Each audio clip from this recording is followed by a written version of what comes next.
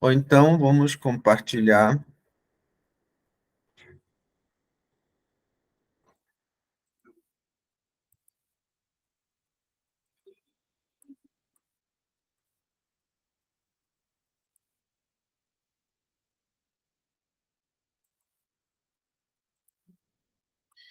Então, nós vimos como usar o Jagannath Hora. O Astro Sage é mais simples, tá? É mais intuitivo, né? Como todo aplicativo de celular tem que ser bastante intuitivo, né? Porque você não pode ficar se perdendo com um milhão de coisas como no Jagannath Hora.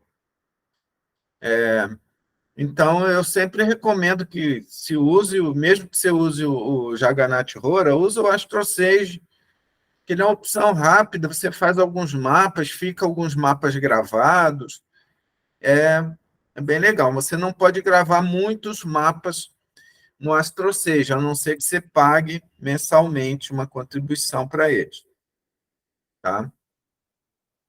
Então, vamos continuar aqui da onde a gente parou, a parte de interpretação.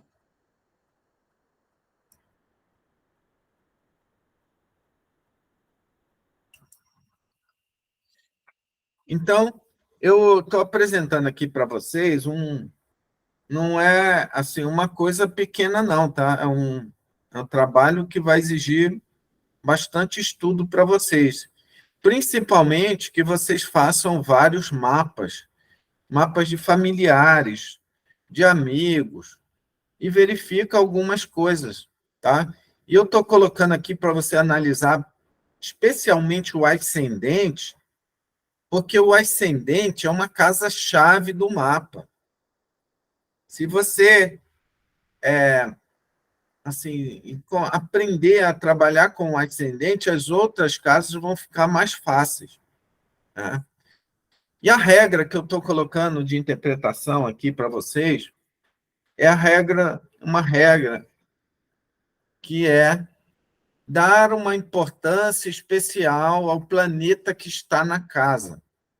No caso, o ascendente. Se você tem um planeta no ascendente, esse planeta, por estar fisicamente no ascendente, ele vai ter uma importância maior. É claro que o regente também vai trazer informações sobre o ascendente, mas esse planeta que está ali fisicamente, ele vai dar uma maior contribuição mais objetiva sobre a pessoa, né? Quando vocês estiverem analisando outra casa, vocês vão ter que aplicar a mesma regra, só que para o assunto da outra casa, né? Só que eu não vou ficar entrando em outras casas para não ficar muito complexo, muito longo, né? Vamos focar aqui no ascendente. Ah, tá. Então, esse primeiro exemplo, eu coloquei o mapa da Jacqueline Kennedy, né? E ela tem Keto no ascendente. Se você agora, que ela já viveu toda a vida dela, e os eventos mais importantes da vida dela nós todos conhecemos, você vai ver assim um pouco da experiência do Keto, você vai entender o que é o Keto, né? Na astrologia ocidental, não se usa o Keto e Rahu do jeito que nós usamos na astrologia védica. Tá? O Keto e Rahu, para a astrologia védica, são planetas, eles são chamados de grahas. Tá? Nós sabemos, na astrologia ocidental e na védica, sabemos que Rahu e Ketu são nodos lunares, não são planetas físicos. Só que eles usam a mesma palavra que é usada para o planeta, que é Graha. Tá? Rahu e Ketu são grahas, né? E já na astrologia ocidental, quando fala Rahu e Ketu, já fala nódulos, não são planetas. E a importância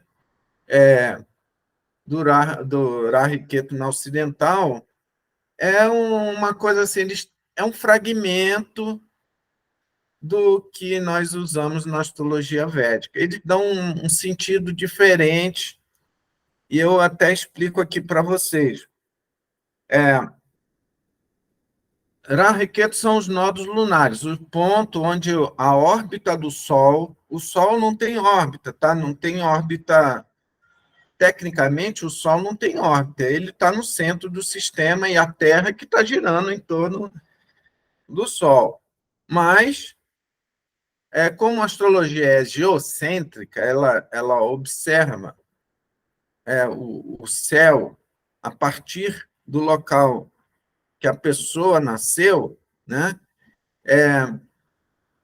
Parece que o Sol está fazendo uma órbita em volta da Terra. E essa órbita imaginária é chamada de eclíptica. Tá? E a Lua, o tempo todo mês, ela dá uma volta completa em torno da Terra. Né? Quando a órbita da Lua e o do Sol, a imaginária do Sol, eclíptica, cruza com a Lua e do Sol, esse ponto é chamado de nódulo, nó, né? Significa deu um nó ali entre as duas órbitas.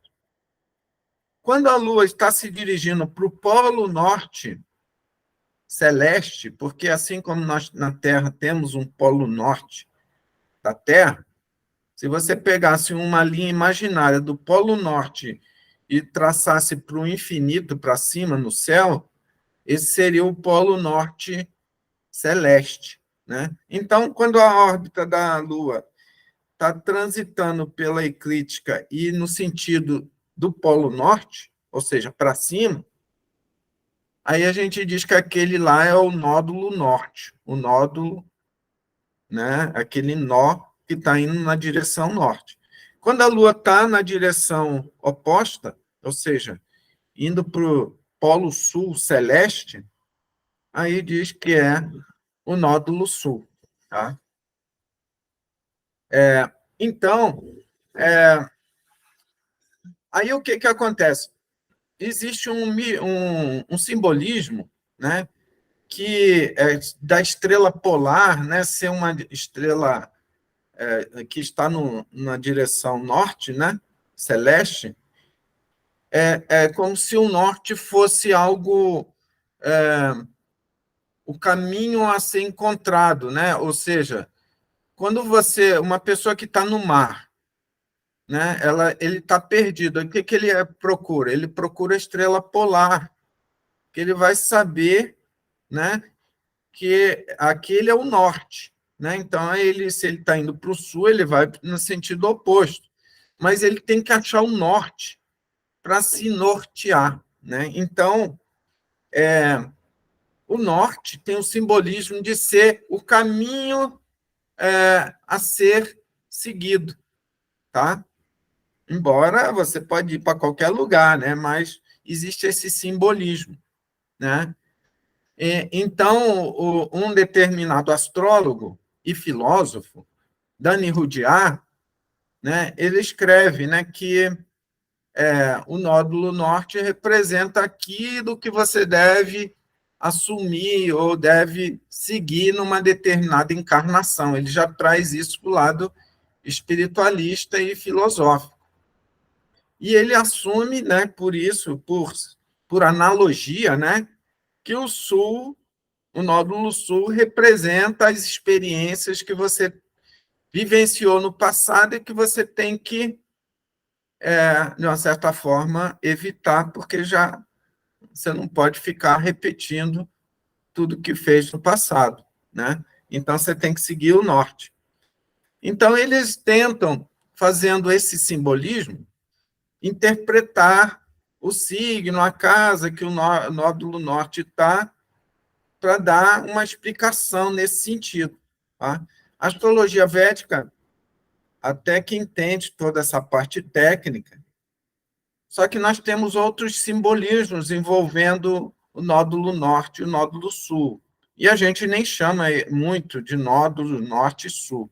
Às vezes a gente fala nódulos, né? Quando a gente está querendo se referir ao Rahu e Ketu, mas, em geral, a gente dá um nome exato, Rahu ou Ketu, né? Cabeça do dragão ou cauda do dragão. Cabeça do dragão também é usado no Ocidente, tá? Não é pelo hindu.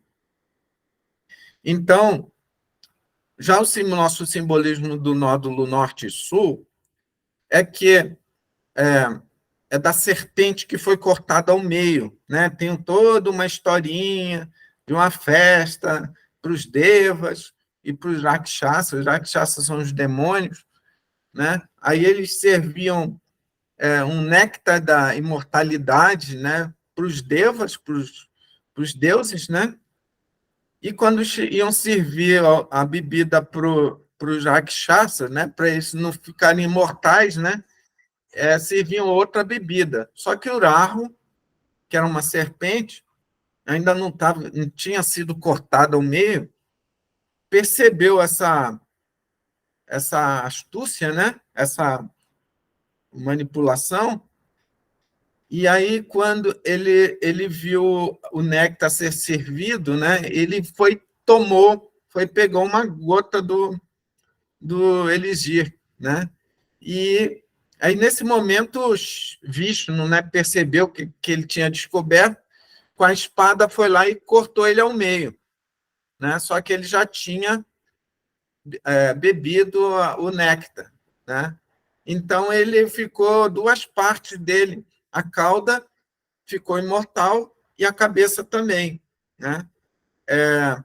Então o Rahu é a parte da cabeça, mostrando a inteligência, a astúcia, a capacidade de encontrar soluções, né, também no lado positivo, mas também a capacidade de encontrar, manipular os outros. Então, o Rahu representa também a política, todo o meio da mentira, toda a ilusão, e o Rahu representa os desejos que nós, seres humanos, desenvolvemos em uma determinada vida ou em várias vidas, e esses desejos que nos fazem reencarnar, né? Porque dentro da filosofia hindu, o desejo ele tem um magnetismo, você pode esquecer de um certo desejo, mas ele está guardado ali, e ele fica guardado na sua mente subconsciente e vai para outra encarnação, mesmo se ele não foi realizado. Então, você desejou muito, por muito tempo da sua vida, ser rico, e depois esqueceu isso, pensou que esqueceu, na verdade ficou guardado. Numa outra encarnação, esse desejo vai ser alimentado e você vai novamente querer ser rico. Estou falando aqui querer ser rico, mas pode ser querer casar com uma pessoa, pode ser querer ter um carro, ter carros, ou ter alguma coisa, pode ser várias coisas, ou querer se vingar de alguém, pode ser várias coisas, os desejos.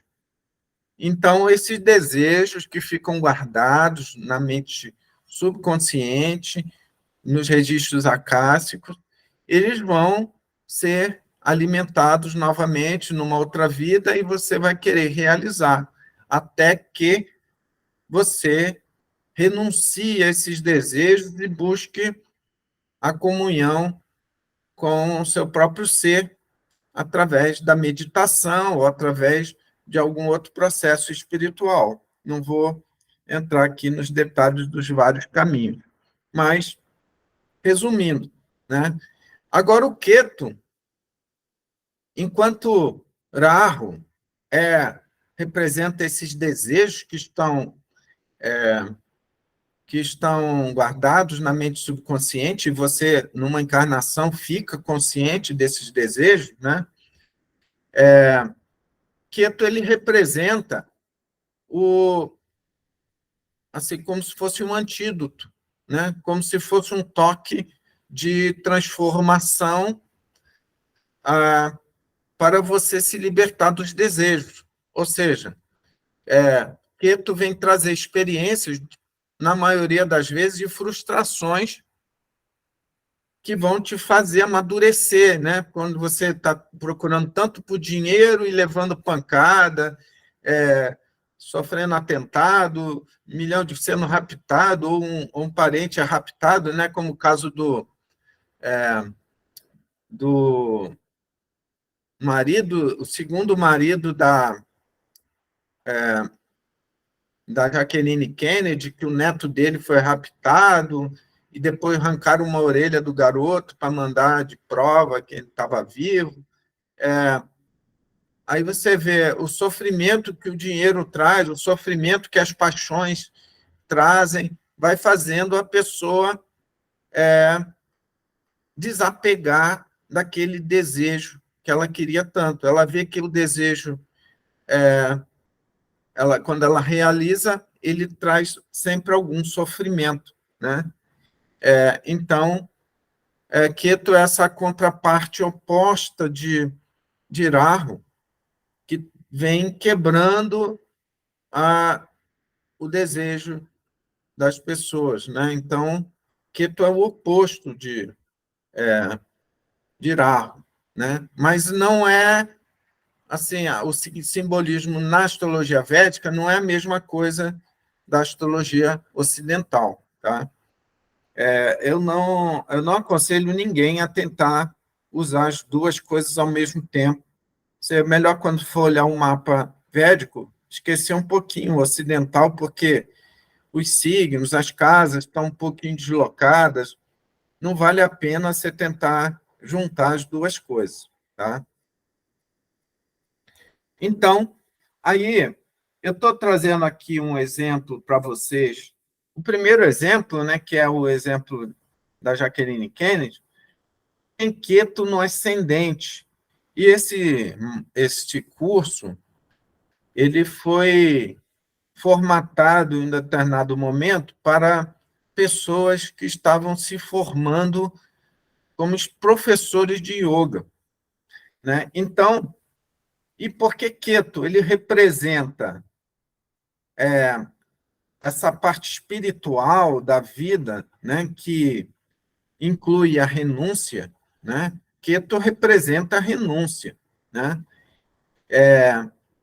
Só que a gente tem que lembrar, ó, Queto é regente de Escorpião e Queto é regente de Peixe. Ele representa o desapego de Peixe e a transformação de Escorpião. Então, toda pessoa levantou a mão aí, o Samil entrou de novo. Então, ele representa o médium. Pode falar, Samil, pode interromper, não tem problema, não, pode falar.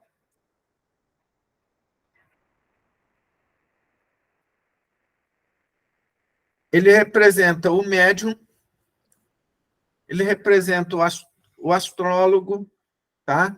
Aí, olha bem, eles colocam um astrólogo védico, quer dizer, o astrólogo védico ocidental, né? Mas eles frisam a astrologia védica como praqueto, né? Porque o astrólogo ele se põe como um intermediário, né? Para dar uma mensagem, para ele dar uma informação, um caminho, uma orientação para a pessoa, né? E como intermediário, ele está se tornando um médium.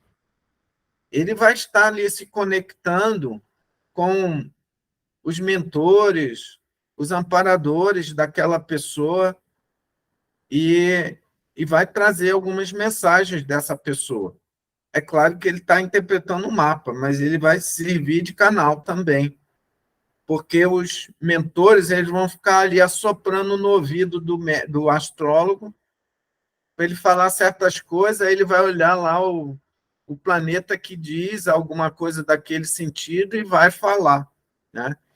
Então, ele acaba sendo esse intermediário, esse médium, tá?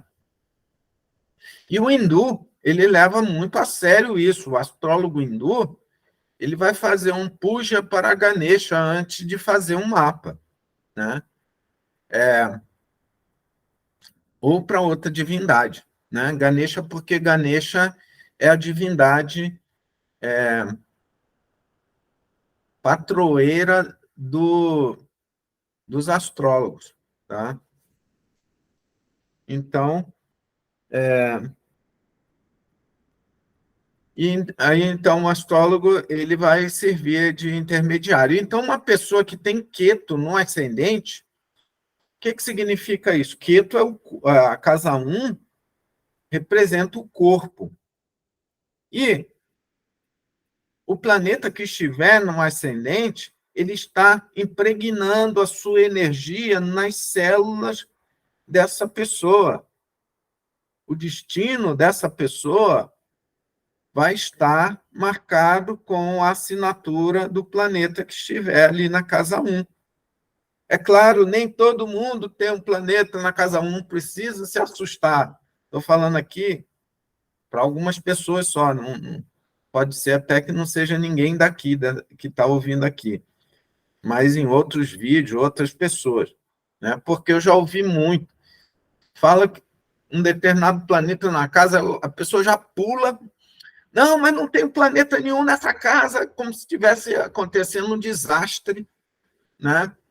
Calma aí, não se preocupa, nem todo mundo vai ter planeta em toda casa. Cada casa, se você fizer a conta, são 9 planetas e são 12 casas. Então, impossível ter todos um planeta para cada casa. Sempre vai ter uma ou mais casas sem planeta nenhum. Isso não interfere, não quer dizer que a interpretação vai perder alguma coisa, tá? Só que a regra... Oi, pode falar. Você tem, digamos que você tenha 2 planetas no ascendente, Uhum. E um desses planetas é Queto, como Sim. é o caso, acho que dela, né?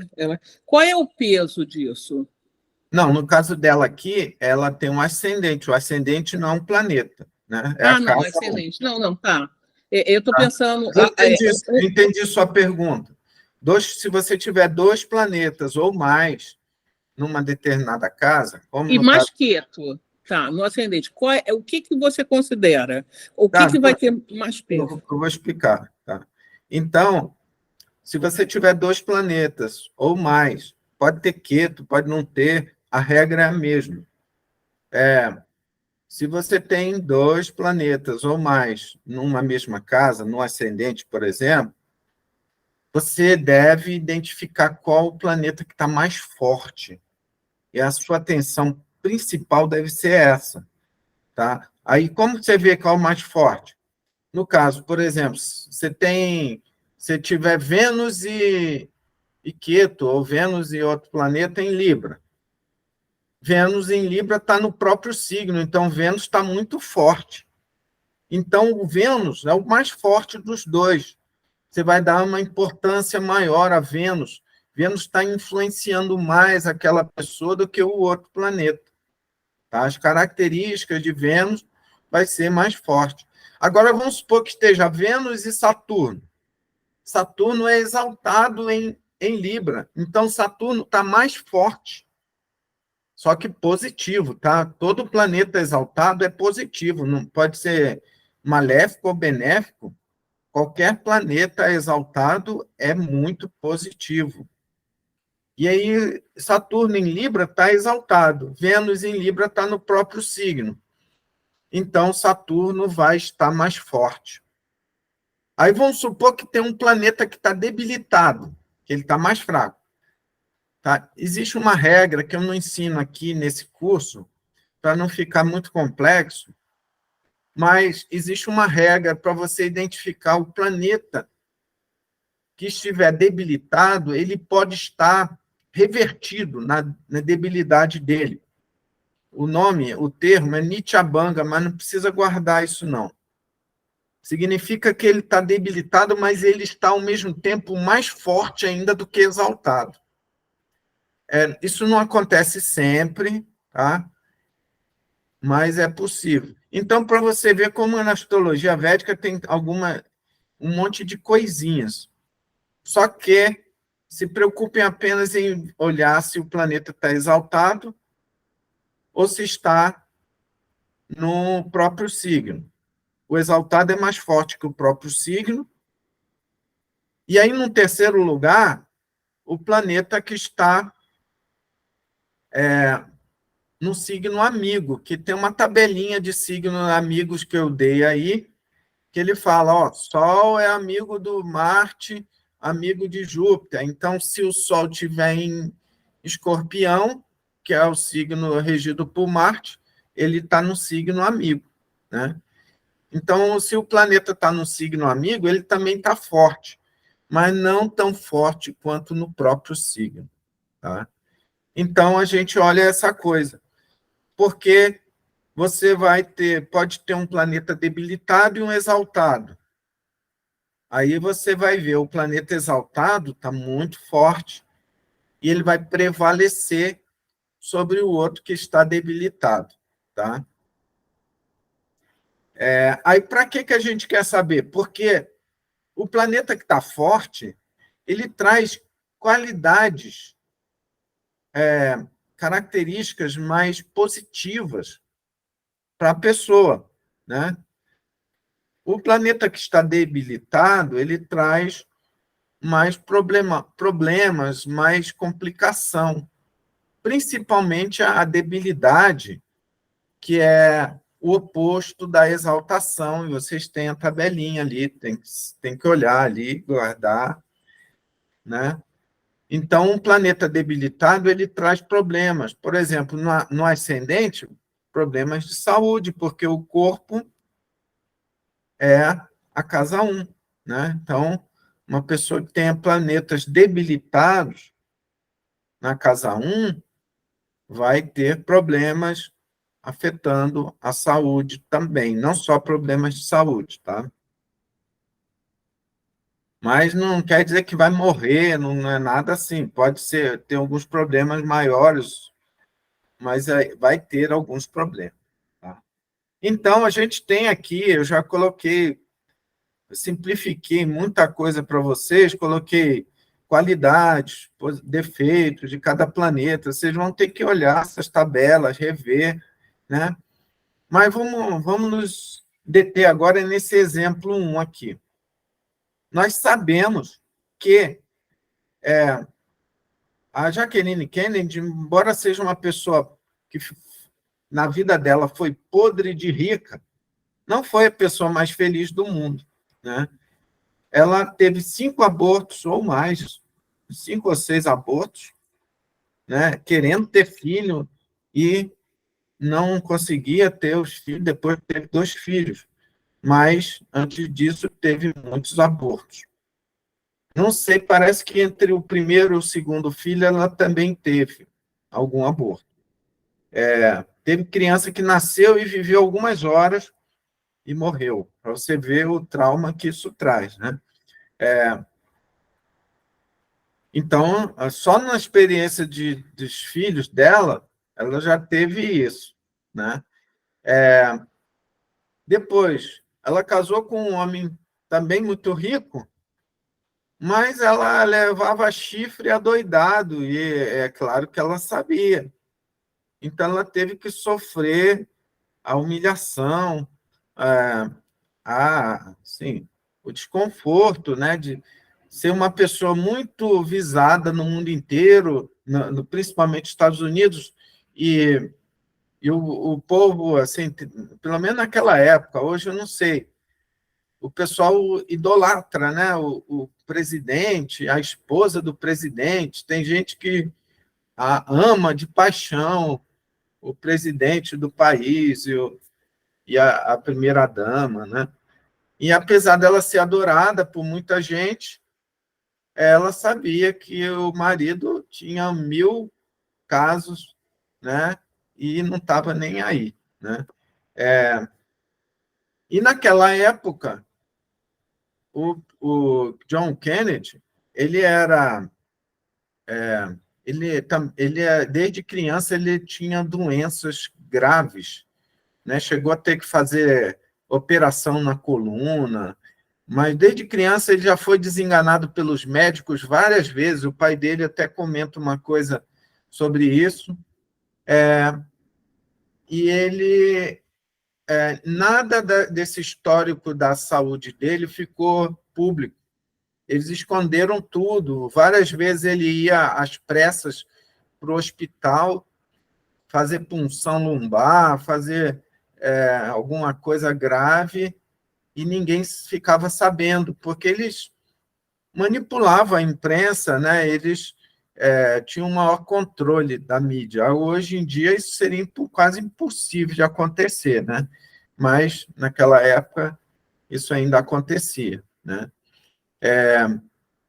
Então, o John Kennedy botava chifre adoidado nela e ela aturava aquilo e para proteção do próprio marido, não criou um escândalo, né? Então, aí a gente vê a renúncia que ela teve que fazer com a própria vida dela, né? Ela ter que sofrer no casamento e ter que aguentar, aturar, né? Uma outra pessoa, nos tempos atuais, talvez não não suportaria essa pressão toda, né? E depois casa com o marido, a pessoa mais importante do mundo, que é assassinado assim, do lado dela, né? Ela se esticou para pegar uma parte do cérebro do marido que voou longe no carro que ela estava, né? Para você ver o drama, né? E depois ela se casou com o Onassis, um milionário, né? Só que novamente ele morreu e ela ficou viúva pela segunda vez. E depois, no final, além de, durante a vida dela inteira, ela sofrer pressão, né? Porque depois do assassinato do Kennedy, ela viveu em pânico, com medo de algum dos filhos dela ser vítima de atentado, como o pai foi, né? Então, ela tentou fazer com que os filhos não entrassem na política, para não sofrer esse risco, obrigou os dois a estudar advocacia para saber se defender, e viveu um terror, mesmo que não tenha acontecido mais nada, ela viveu aterrorizada com aquele assassinato do marido, né? Então, veja a pressão psicológica que ela sofreu, uma coisa que talvez a única maneira de aliviá-la seria se dedicar a uma resposta na vida espiritual. Não sei se ela fez isso, né? Mas, de alguma forma, como o espiritual não tem nada a ver com religião, né? A religião ela é uma ponte para as pessoas se aproximarem do espiritual, mas a religião não é em si o espiritual, né? Então, na vida dela, ela não teve nada conectado com religião, mas não quer dizer que ela não tenha,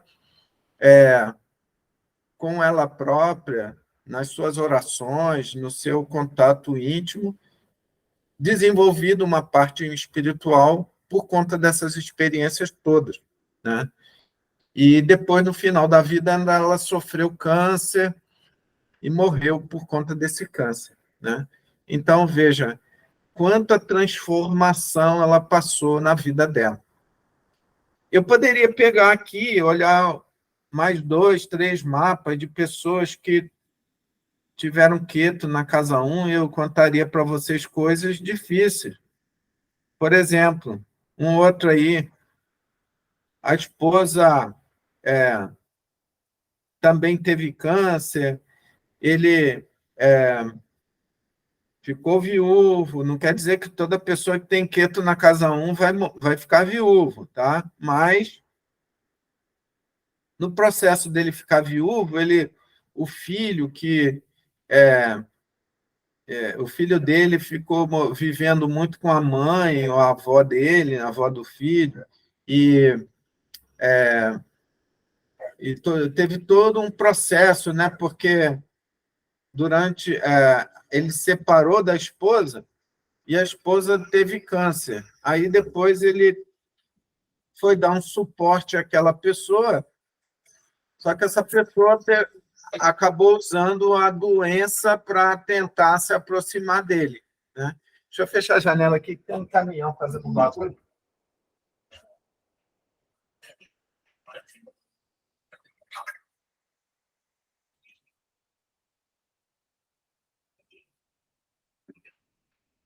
E aí, quando eu explico sobre Queto na Casa 1, falando da Jaqueline Onassis, essa pessoa, que é meu amigo, não tem dúvida que o Queto dele está provocando grandes transformações constantes, não é só uma pequena transformação. Porque aqui a gente está falando de eventos marcantes da vida, que depois você já sabe que a pessoa já viveu, né? Mas, ao longo da vida, a pessoa vai passando por grandes transformações, sempre transformações, porque ela está com aquela energia impressa em cada célula. Ou seja, o campo áurico dessa pessoa tem a energia de Queto, e ele atrai pessoas e eventos e situações para provocarem transformações constantes na sua vida, né? Então, eu tinha assim, escolhido colocar o Queto como esse exemplo inicial, justamente porque era uma turma direcionada a professores de yoga, e um professor de yoga, vários vão ter Queto na Casa 1, mas muitos não têm. Um professor de yoga, ele opera um pouco com uma mediunidade, né? Quando ele inicia uma aula, ele pode selecionar a técnica que ele vai usar, e muitas das vezes, ao fazer essa seleção, ele está sendo inspirado. E ele está ali trazendo uma prática que vai fazer as pessoas entrarem em contato com o seu interior, silenciar a mente, né? E ele vai ter um amparo espiritual também. É claro que, dependendo de cada professor, esse amparo vai variar, né? Assim como o astrólogo, dependendo da formação espiritual de cada um, ele vai ter um amparo diferente, né?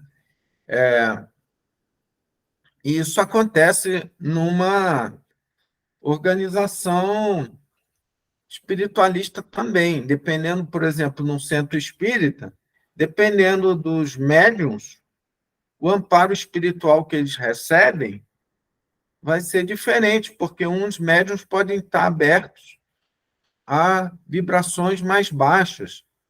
Então, eles recebem o amparo e a influência de espíritos que estão numa faixa mais baixa, né? Então, mesmo que o local, a casa, tenha um objetivo elevado, o médium, individualmente, ele pode estar canalizando algo que não é tão elevado, né? Então, o Queto, ele mostra isso, que a pessoa tem essa mediunidade nas suas células. Só que aí, olha bem, Queto, quando eu falo de Queto, eu falo de mediunidade. E mediunidade é um tema que exige estudo, tá? Embora o Allan Kardec tenha feito uma codificação, resumiu muita coisa sobre a mediunidade, eu não estudei a obra do Allan Kardec, eu estudei algumas coisas do Espiritismo, mas a obra do Allan Kardec eu não estudei porque eu vim a ter contato com a obra dele há bem pouco tempo, né? Mas a mediunidade ela pode ser estudada, deveria ser estudada, principalmente aqui no Brasil, porque nós temos uma incidência de médiuns muito grande, né? O Allan Kardec, ele generalizou, ele chegou e falou, todos nós somos médiuns, todas as pessoas são médiuns. E, de fato, todas as pessoas são médiums, mas tem que abrir um parênteses aí, né? Por que ele diz que todas as pessoas são médiums? Porque todos nós somos influenciados pelo mundo espiritual, positiva ou negativamente.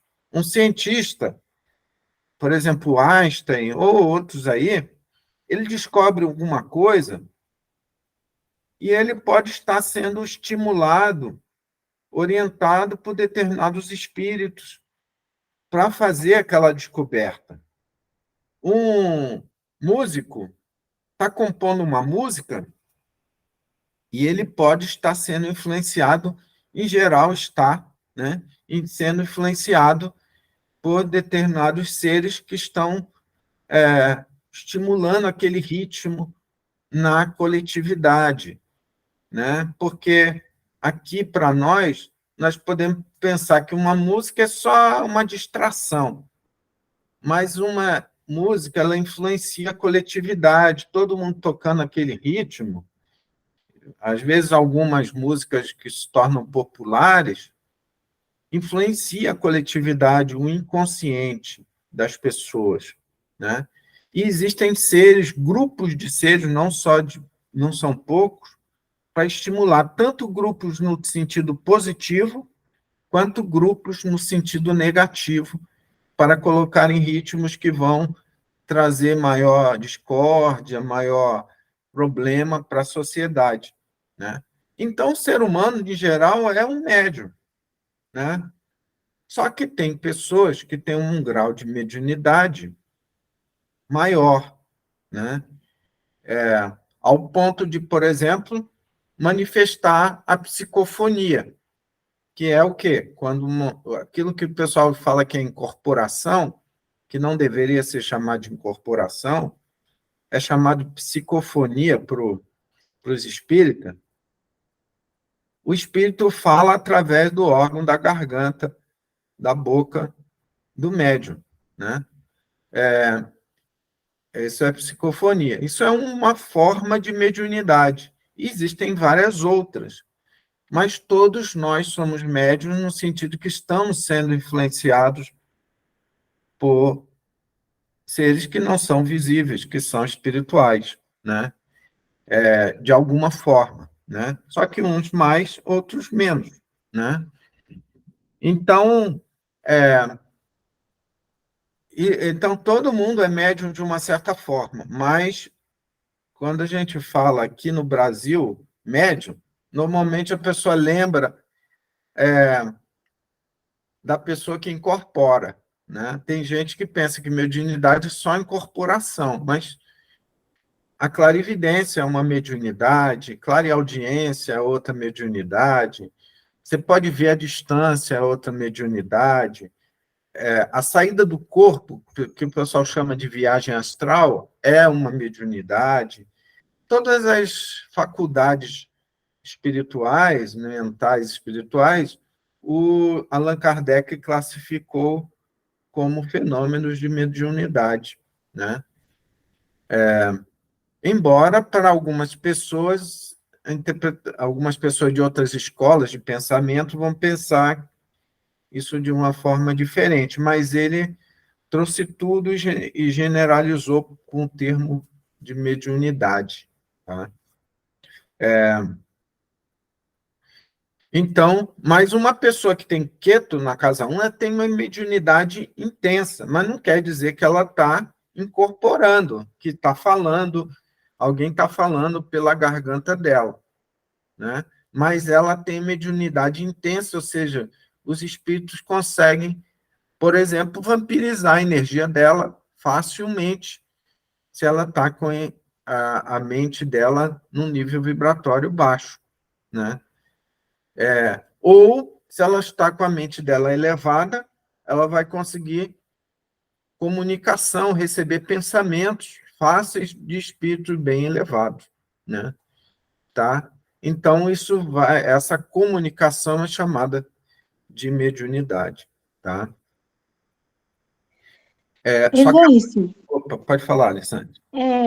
Esse quieto dela, na casa 1, né, que mostra toda essa questão da transformação, das dificuldades. Isso é potencializado também pelo fato da casa 1, que é uma casa de Áries, né? Casa 1 é Áries, né? Tá em Libra, que é o oposto, bem como a casa 7 está em Áries, que é o oposto da casa 7. Tem a ver isso? Aí olha bem, a casa 1, no caso dela, é Libra, então nós não falamos que casa 1 é Áries, tá? Existe uma analogia de Tá. casa 1 para Áries, mas casa 1 pode cair em qualquer signo, no caso dela é em Libra. Tá. E aí, no caso, Áries é um signo que, se a gente for dividir as partes do corpo, cada signo representa uma parte do corpo, e Áries é a cabeça, né? Aí, a casa 1, ela representa a cabeça também, né? Mas casa 1 não é Áries, porque o Libra, o comportamento do Libra é diferente. Mas é bom a gente lembrar o quê? Que a casa 1 é uma coisa que está tão profundo, está tão intenso, impresso assim, na psique da pessoa, que se manifesta no físico. E, vamos supor, uma pessoa que tem ascendente em Libra, ela, no passado de outras vidas, ela desenvolveu habilidades de relacionamento, né, que é coisa de Libra. E aí a gente vê por que ela deu tanta importância ao casamento, por que ela não chutou o pau da barraca quando via o marido dela traindo ela de mil maneiras, né? Porque ela dava importância ao casamento, ela tem esse histórico de vidas passadas, esses valores, né? E vamos analisar, né? Se ela nasceu em 1920 e pouquinho, numa vida anterior ela nasceu em 1800 e pouco, ou 1700. Então, esses valores do casamento são de épocas antigas, né? Que ela traz, né? Então, a gente tem que sempre pensar que a casa 1 é uma coisa, são tipo de aprendizados que você tem, que está em crescimento, você está dando força, ou seja, você está alimentando aqueles valores, né? E você também traz do passado, tá? Uma pessoa que eu fiz o mapa, ela tinha Vênus na casa 1, e ela, em vários momentos da vida, ela conseguiu trabalhar com teatro, com artes cênicas, né? Vênus é arte, mas não quer dizer que sempre vai ser arte cênica, pode ser outro tipo de arte, pode ser, de repente, pintura, pode ser outras coisas. Só que ela estava tão apegada à arte, né, porque ela conseguiu fazer alguns trabalhos, ela sentia que era uma coisa que ela gostava, mas não surgia oportunidades para ela na área de, de artes, né? E isso a deixava frustrada, porque ela, do passado, ela tem a memória de ter vivido na vida artística, né? E é natural do ser humano, quando você tem uma coisa, experiencia uma coisa boa, você quer repetir. Você vai numa praia maravilhosa, passa umas férias maravilhosas, você quer voltar lá, né? Então, é natural que, se a pessoa teve uma fama, foi um bom artista no passado, querer repetir isso, né? Só que ela ficava frustrada porque ela, embora já tenha feito alguns trabalhos com arte, não surgia mais nada, né? Ou seja, ela não estava conseguindo dar continuidade à carreira de arte, né? E quando eu fiz o mapa dela, embora ela tenha Vênus lá na casa 1, eu não falei nada de profissão de arte, embora eu tenha falado que ela tinha dons artísticos. mas não falei que ela ia seguir a profissão de arte. Aí ela ficou assustada porque ela tinha feito mapas anteriores com astrólogos ocidentais que falaram para ela que ela tinha essa possibilidade, né? Mas eu não falei nada, né? E aí, só que essa frustração já estava levando ela à depressão, a tomar remédios. Por quê? Porque você está querendo repetir uma experiência do passado. E a Casa 1, ela não está mostrando que você vai ser de uma profissão X, ela está mostrando o que você é, suas qualidades. Pode ser que você use suas qualidades, o talento artístico, para a profissão, mas nem sempre vai ser assim, né? Tá? Então, tem vários elementos que vão definir a profissão. Nós não vamos entrar nisso agora, mas a Casa 1 está mostrando talentos que a pessoa tem. Talvez, se você pegar 10 pessoas que têm Vênus na Casa 1, talvez 5 ou mais tenham uma profissão conectada com a arte, como eu disse para ela, né? Eu disse para ela que em qualquer setor que ela fosse trabalhar, ela ia incorporar um lado artístico dela e isso ia ajudar muito a ela, né? Mas se ela quisesse só viver de arte, ela não ia conseguir. E era o que estava acontecendo para ela, só que estava levando a ansiedade, depressão, porque as pessoas, ela estava querendo reviver vidas passadas.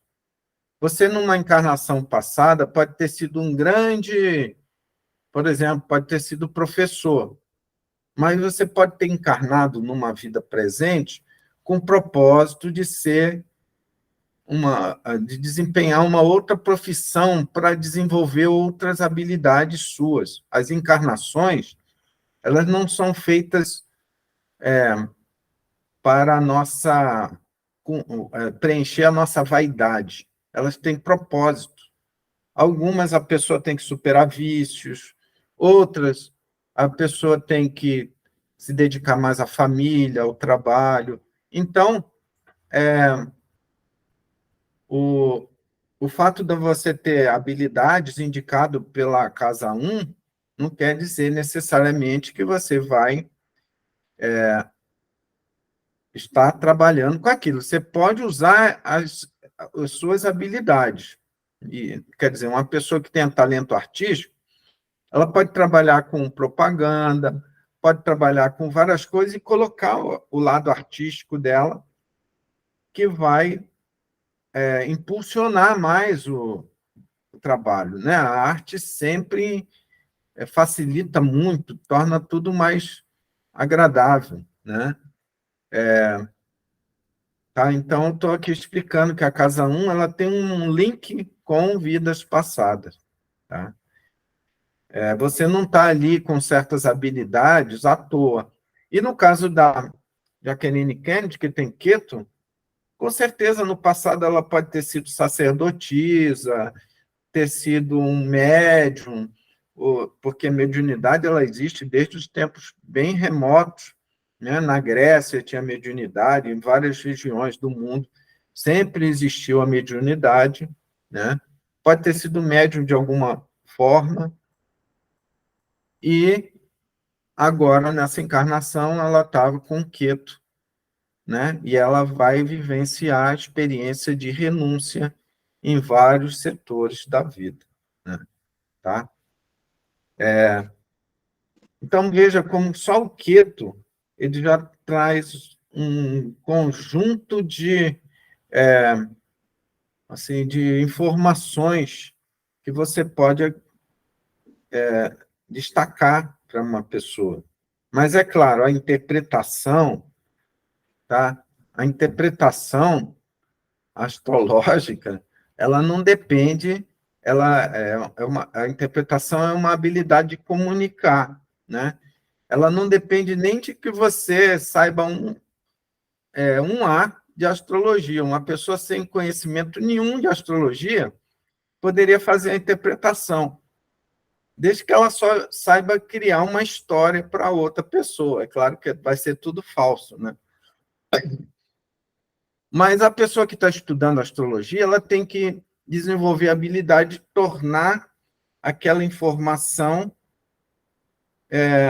agradável ou entendível para outra pessoa, né? Porque ela vai pegar, você tem Queto na casa 1, você tem isso, acontece isso na tua vida, isso, aquilo, aquilo outro.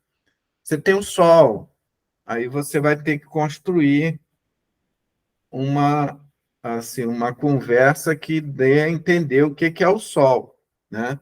Se vocês olharem nos vídeos, né, eu tenho vídeos falando o que é cada planeta na casa 1, né? Então vai ajudar um pouquinho a vocês construírem uma mensagem, né, do que falar, né? Mas você vai juntando um com o outro, vai juntando um com o outro. Eu tenho vídeos aí falando de cada planeta em cada casa.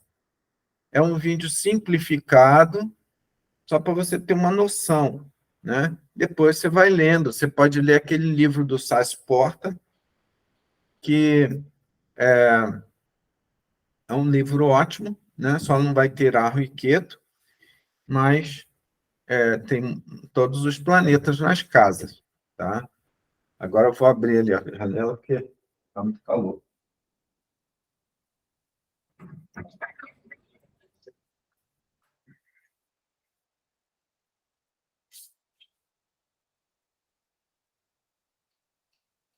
Bom, eu vou... Oi, pode falar. Eu perdi um pouquinho, a conexão flutuando bastante, então, se você já falou disso, por favor, desconsidere, né, que eu vou assistir. Mas o Keto na casa 1, você poderia também dizer que um desapego a si mesmo, talvez a pessoa ser um pouco em si mesmada?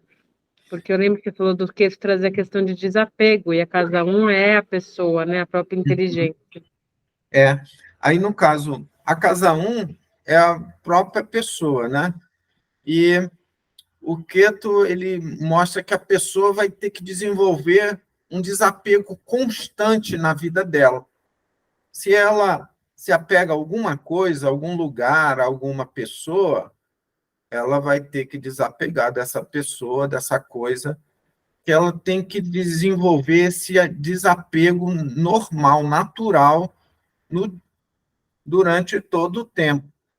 Então, vamos supor, um exemplo de uma pessoa que eu conheço, ele tem uma loja, monta uma loja maravilhosa, todo mundo entra, gosta, tudo bem decorado, e ele faz um trabalho maravilhoso. Aí, depois de um ano, ele tem que largar aquela loja e montar em outro lugar.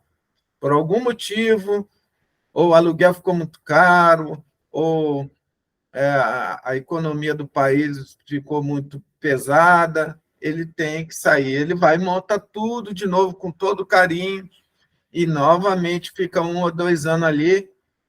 Aquilo dá muito prazer para ele, e ele faz muito bem, ele tem habilidades de Libra, né? E o ascendente dele é Libra, inclusive.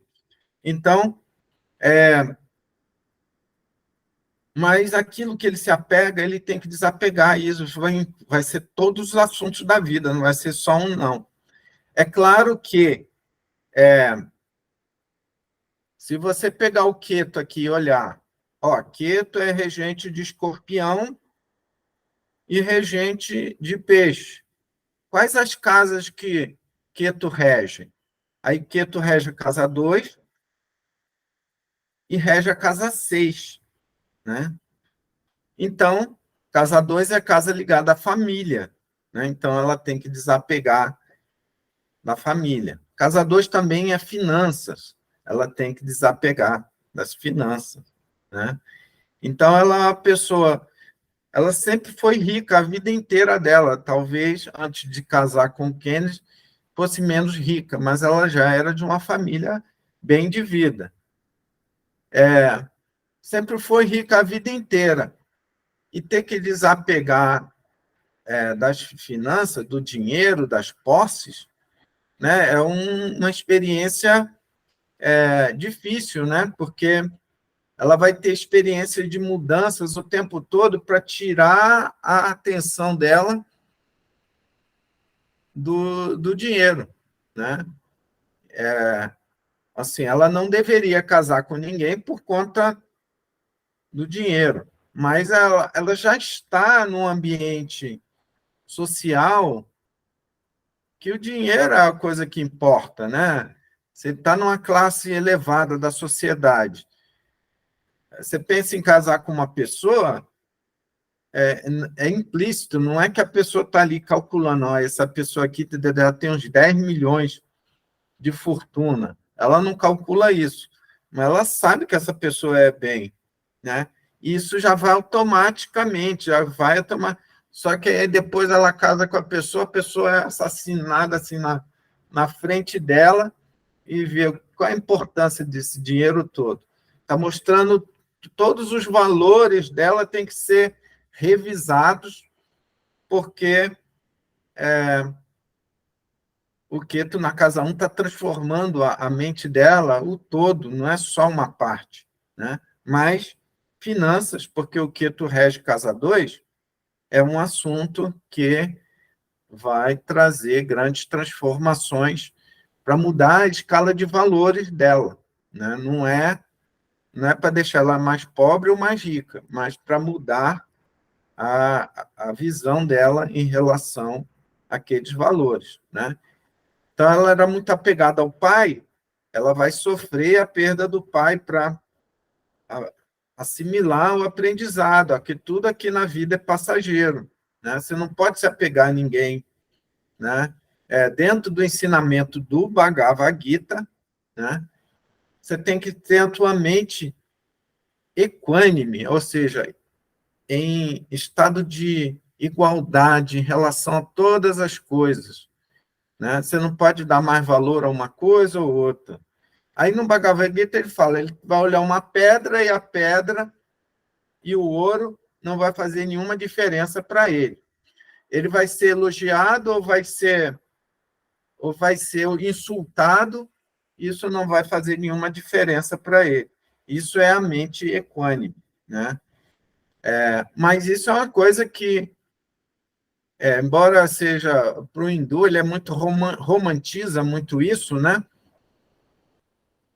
No Ocidente, a gente vai passar por experiência de perdas e sofrimento, e aí o desapego vai vindo com o passar do tempo e o amadurecimento, né, e a reflexão de cada um, né?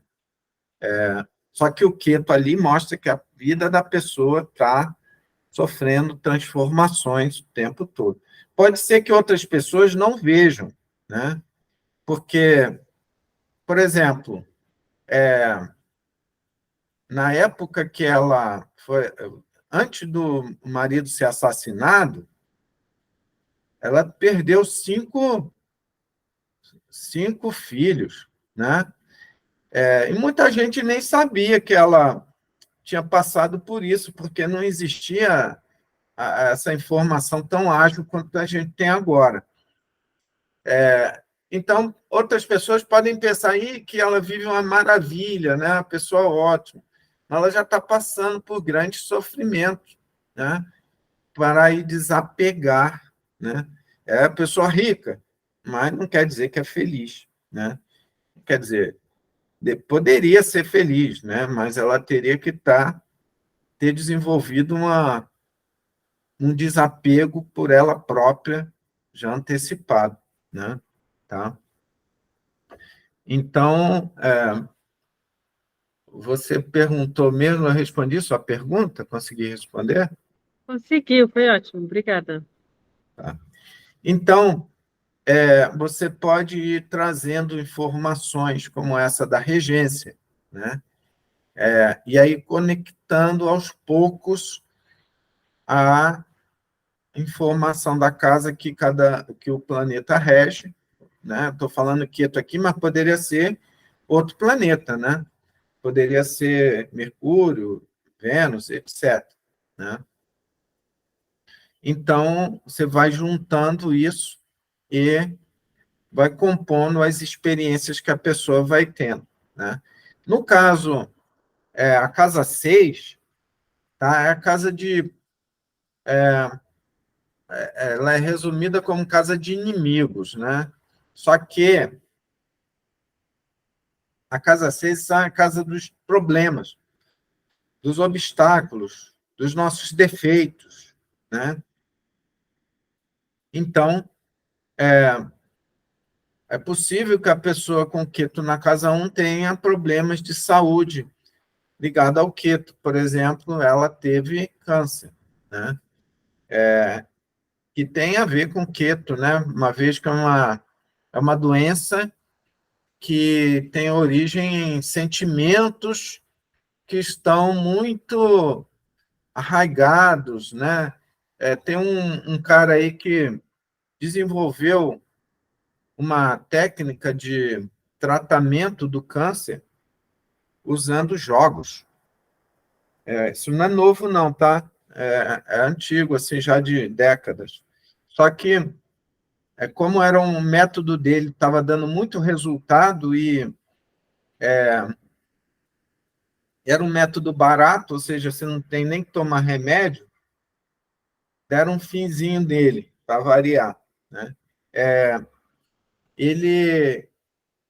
Como ele percebeu que a raiz do câncer, de vários cânceres, né? Porque a gente não pode dizer que tudo é exatamente a mesma coisa, mas a raiz desse tipo de doença estava calcado em sentimento de fracasso, em perdas, né? No sentimento da perda, inclusive, ele desenvolveu uma estratégia da pessoa aí, fazendo jogos, sim, joguinho de computador, no qual a pessoa vai tendo vitórias, né? Ou seja, ela, através do jogo, ela vai se envolvendo na emoção de ser vitoriosa e ganhar, né? Então, ele, trabalhando com os pacientes assim, ele conseguiu muitos resultados, tá? E isso assim, é perfeitamente assim, compreensível, né, do ponto de vista astrológico, porque nós sabemos que quem rege a mente e as emoções é a Lua. E a Lua rege a mente e as emoções, mostrando como que uma pessoa, várias pessoas podem passar por uma mesma experiência. Por exemplo, 2 irmãos nascem na mesma casa, tem uma família problemática. Um pai que bebe, ou avô, sei lá, um pai que bebe, problema de muita briga em casa. Um trabalha, é bem-sucedido, muito inteligente, se expande na vida, adquire conhecimento, e o outro cai nas drogas. Aí pode dizer, a família, o problema de família contribuiu, pode ter contribuído, mas cada um experimentou a mesma vivência de formas diferentes, cada um interpretou diferente. Um pegou aqueles obstáculos todos como estímulo para vencer, para superar aquilo e vencer. E o outro não conseguiu superar. Ele viu o pai bebendo e se tornou alcoólatra também, né? Então, a Lua é que representa esses 2 mundos, que é a interpretação que você dá do mundo, né? Então, a pessoa cai na doença, no vício, na bebida, né? Mas o médico lá desenvolveu a terapia que, através de joguinhos, ele vencendo quase sempre, né? Ele ia começando a acreditar que podia vencer e superando certas emoções, né? Eu não sei como é que era a terapia dele, eu sei que era baseado nisso. Uma pessoa que me falou, né, que é um pesquisador, estava falando dessa experiência, só que falou também que esse médico aí foi finalizado, ou seja, deram um fim nele porque a indústria farmacêutica não permite que nenhum remédio barato caia na praça, né? Principalmente para cuidar de uma doença que tenha um mercado tão caro, né? Como câncer e outros aí. Né? Tá? Então, vamos ver. A Suzana tinha falado do aspecto, né? Eu tinha falado do exemplo do aspecto de Júpiter e de Vênus. Como os Vênus está muito forte em Touro, tá? O aspecto de Vênus é um aspecto benéfico, né?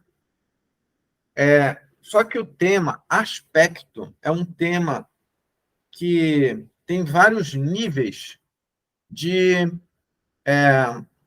aplicação, tá? Existem várias maneiras de analisar um aspecto, tá? Vou falar aqui alguma coisa para vocês, mas não se preocupem em querer dominar tudo agora, né? Isso é uma coisa que vocês têm que desenvolver com o tempo. Eu falei que Saturno tem aspecto de casa 3 e de casa 10 e de casa 7. Todos os planetas têm aspecto de casa... Ih, rapaz, a gente já passou bastante da hora, hein? Vou resumir aqui. Todos os planetas têm aspecto na casa 7, porque os planetas representam pessoas. E a casa 7 é a casa dos desejos. Né? A casa 7, quando eu estou falando de aspecto, é a casa 7 do planeta, tá? Então, o Sol aqui tem a casa 7, ele está em Câncer, a casa 7 é em Capricórnio. O Marte aqui está em Leão, a casa 7 do Marte é em Aquário. Né? Cada planeta tem um aspecto na casa 7, na casa oposta, com exceção de Queto. Queto não tem aspecto de Gra. Então, a casa 7, a gente fala logo, é desejo. A casa oposta de qualquer planeta é onde está lançando o desejo. Então, veja, tem uma linguagem aqui que a gente tem que amadurecer, leva tempo para amadurecer. Eu tenho uma amiga que eu ensinei astrologia para ela, comecei a ensinar em 2006. E eu notei que passou 1, 2 anos e ela ainda sim, porque ela já era astróloga ocidental, ela não conseguia captar a ideia do aspecto da astrologia védica, porque ela tenta fazer exatamente como ela interpreta na astrologia ocidental, mas é diferente. Você tem que passar uma borracha na astrologia ocidental, o aspecto na astrologia védica é diferente, tá? Então, a gente tem que assimilar esses conceitos. Casa 7 é a casa do desejo. Analogia, casa 7 a partir do ascendente. O ascendente é você, representa a sua saúde, seu corpo, sua inteligência, e a casa 7 é o casamento, seus relacionamentos, as outras pessoas, onde você está lançando desejo de casar, de se unir com alguém. Né? Cada planeta tem uma casa 7, e ele está lançando desejo. Só que cada planeta tem um desejo diferente, né? Marte vai ter o desejo de quê? De guerrear ou de pôr energia, né? Cada planeta tem um desejo diferente. A gente tem que ir identificando essas coisas. E agora, eu falei que Saturno fazia aspecto de casa 3, 7 e 10. Todos os planetas fazem de casa 7, então vamos eliminar esse de casa 7. Saturno faz aspecto de casa 3. Casa 3 é casa de quê? Casa 3 é casa de guerra. Então, casa 3 é a casa de pôr esforço. Tá? Então, a casa 3 de Saturno é a casa que ele põe esforço. Se esforça existe um esforço de alguma coisa. A casa 10 do Saturno, a gente sabe que casa 10 é trabalho, né? Então, a casa 10 de Saturno é o esforço no sentido do trabalho. A casa 3 de Saturno é o esforço no sentido de lutar contra as adversidades, contra os obstáculos, né? Então, veja, cada planeta vai ter determinado aspecto. Marte tem aspecto de casa 4 e casa 8, né? E... Evêncio, Oi, pode falar, pode Suzana. cortar, eu sei que já estamos atrasados. Quando o aspecto é sempre contado no mesmo sentido, ou quando o planeta está retrógrado, você conta ao contrário? Não, não tem a contagem contrária, não. Ah, Sempre no sentido dos signos. tá. Tá? Então, o Saturno, o aspecto do Saturno de casa 3 tem uma conotação um pouquinho diferente do aspecto de casa 10. Da mesma forma, por quê? Porque Saturno é o planeta de quê? De trabalho, né? Ele é o planeta que indica sofrimento, né? Então, ele indica aquilo que está te desgastando, te matando, né? Aos poucos, né? Já Marte é o planeta ligado à guerra, ligado a conflito, à energia. O sentido do aspecto dele, né? Por exemplo, casa 4 dele, ele faz aspecto. E o aspecto da casa 4 dele é dando proteção, né? Você dá o sentido de proteção, porque a casa 4 é casa de família, residência. Então, a energia que você põe na casa 4 é para proteger. O aspecto de casa 8 de Marte é de conflito e transformação, igual a gente entende como seja a casa 8. Né? Então, nesse sentido, a Suzana, quando te perguntou da outra vez, o aspecto de Vênus aqui, o aspecto de Vênus é um aspecto de casa 6, né? A gente, quando fala aspecto, a gente sempre faz a dualidade, né? Seria o quê? Contando de Vênus até o ascendente, das 6 casas, né? Conta Touro como a casa 1. De Vênus até o ascendente. Aí, do ascendente até a Vênus, dá 8 casas. Então, o aspecto, a gente fala que a natureza dele é de casa 6 e 8, né? Indica as duas coisas, né? Porque tem um planeta aqui que está lançando, no caso, Queto não lança aspecto nenhum, né? Mas um outro planeta estaria lançando um aspecto de casa 8 aqui para Vênus, né? Tá? Então, esse aspecto aí é um aspecto positivo, porque Vênus e Júpiter estão bem, estão fortes. Mas eles causam algum desconforto, algum movimento, por causa da casa 6, de 6 casas. A casa 6 é a casa do inimigo, né? Então ele indica sempre algum tipo de impedimento que tem que ser superado, né? Tá? Então tem muita coisinha que tem que ser assimilada com o tempo, não dá para eu ficar passando todos os conceitos aqui para vocês, porque em matéria de aspecto existem vários níveis. Aí eu já analisei todos, já ensinei, e eu cheguei à conclusão que é melhor você olhar esse nível que eu estou mostrando para vocês, e depois um pouquinho mais, que é essa condição aí das casas que eu estou falando, a casa de Saturno, casa 4 de Marte, depois as casas 5 e 9 de Júpiter, essas coisas aí. Júpiter é um planeta de conhecimento. Então, a casa 5 e 9 de Júpiter, ele está lançando um aspecto de conhecimento, né? Nas casas 5 e 9 dele, né? Ele está sempre lançando um aspecto envolvendo conhecimento. Então, para ajustar isso, exige um pouco de amadurecimento na astrologia. Então, não se preocupem de não conseguirem captar completamente essa ideia, mas vocês vão ter que desenvolver isso mais tarde, tá?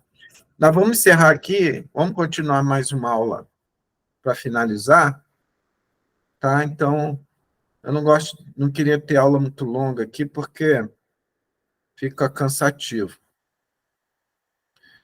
Tá? Eu vou encerrar aqui a gravação.